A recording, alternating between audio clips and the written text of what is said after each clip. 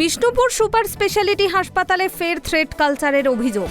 হাসপাতালের বিভিন্ন পরিষেবায় নিযুক্ত বরাতপ্রাপ্ত একটি বেসরকারি সংস্থার ফেসিলিটি ম্যানেজারের বিরুদ্ধে দীর্ঘদিন ধরে কর্মীদের মানসিক ও শারীরিক নির্যাতনের অভিযোগ উঠেছে। হাসপাতাল সূত্রে জানা গিয়েছে, সাফাই কর্মী, ওয়ার্ড বয়, ওয়ার্ড গার্ল এবং নিরাপত্তা রক্ষী মিলিয়ে মোট 143 জন কর্মী ওই সংস্থার অধীনে কাজ করেন।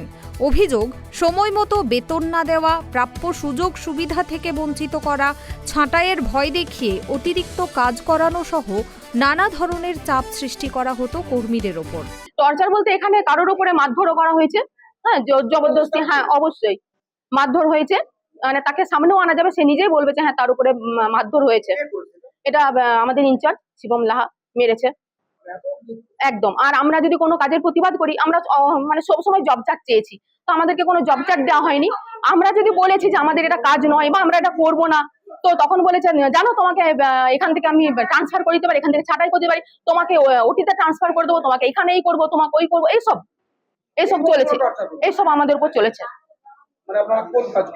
আমরা ওয়ার্ড বয়।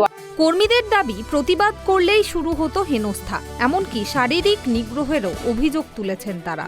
না, অভিযোগটা আমাদের হয়ে আসছে অল সার্ভিস গ্লোবাল যখন থেকে এসেছে তারপর থেকে। কারণ অল সার্ভিস গ্লোবাল আসার পরে যখন ওনাদের বেতন দেওয়ার টাইম আসে, ওরা নির্দিষ্ট টাইমে বেতন দেন না।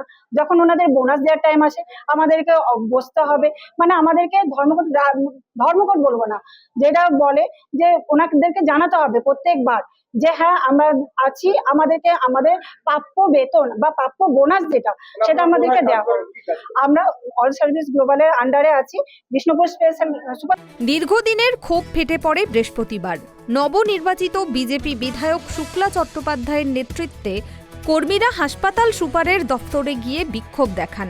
অভিযুক্ত ম্যানেজারের বিরুদ্ধে অবিলম্বে ব্যবস্থা নেওয়ার দাবি তোলেন তারা।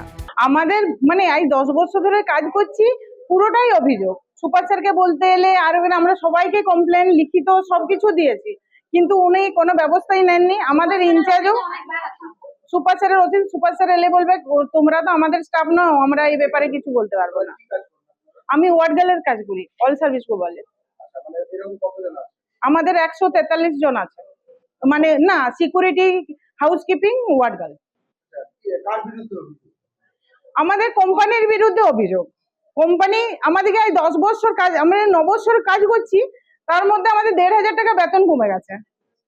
বিক্ষোভের জেরে হাসপাতালে পৌঁছান মহকুমা শাসক, এসডিপিও, থানার আইসি সহ প্রশাসনের শীর্ষ আধিকারিকরা। প্রশাসনের পক্ষ থেকে জানানো হয়, বরাতপ্রাপ্ত সংস্থাকে ডেকে বিষয়টি খতিয়ে দেখা হবে এবং অভিযোগ প্রমাণিত হলে প্রয়োজনীয় ব্যবস্থা নেওয়া হবে।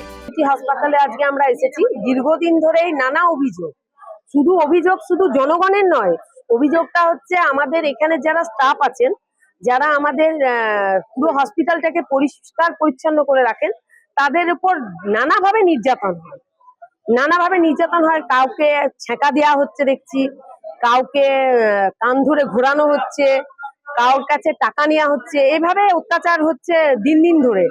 আবার যদি কেউ আমার কাছে জানাতে আসছেন, তাদেরকে হুমকি, যথারীতি একটা রুমের মধ্যে নিয়ে গিয়ে তাদেরকে হুমকি হচ্ছে।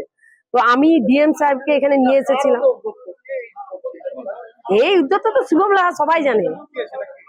তবে সমস্ত অভিযোগই অস্বীকার করেছেন অভিযুক্ত ফ্যাসিলিটি ম্যানেজার শিবম লাহা। তার দাবি, অভিযোগের কোনো ভিত্তি নেই। একদম ভিত্তিহীন অভিযোগ। এখানে ওভার ডিউটি করানোর এখানে আমাদের কোনো এখন সিস্টেম নেই। স্বাস্থ্য ভবন থেকে সেটা টোটালি এখন বন্ধ করে দিয়েছে। আমাদের 30 দিনের মধ্যে 26 দিন ডিউটি, 4 দিন অফ। আমাদের সব স্টাফেরা 26 দিনের স্যালারি পায়। আর এখানে আর ওভার ডিউটি তো প্রথমেই তো বললাম যে কোনো কিছু ব্যাপার নেই। আর স্টাফদেরকে হেনস্থা করার ঘটনা তো এখানে না, এখানে একদম পুরো ভিত্তিহীন অভিযোগ। এই অভিযোগ একদম কোনো ভিত্তি নেই, পুরো মিথ্যে অভিযোগ। আর এখানে স্টাফদেরকে আর কি অভিযোগ কি রয়েছে, যে যখন ডিউটি আসবে না, যেদিন ডিউটি আসবে না সেদিনটা তার অ্যাবসেন্ট। এবার আমরা অ্যাবসেন্ট পাঠাই, সেখান থেকে তার রুলস অনুযায়ী কোম্পানি সেই দিনের পয়সা কেটে নেওয়া হয়। এখানে যদি প্রত্যেক ক্যাটাগরি অফ স্টাফ যদি কেউ 26 দিনের মধ্যে তার ডিউটি দিনের মধ্যে কেউ যদি অ্যাবসেন্ট যদি করে, তার সেটা বেতন কেটে নেবে। এদিকে অভিযোগের বিষয়ে প্রকাশ্য কোনো মন্তব্য করতে চায়নি হাসপাতাল কর্তৃপক্ষ। তবে প্রশাসনের আশ্বাসে আপাতত পরিস্থিতি নিয়ন্ত্রণে এসেছে। বিষ্ণুপুর থেকে সঞ্জীব মল্লিকের রিপোর্ট, কেটিভি বাংলা।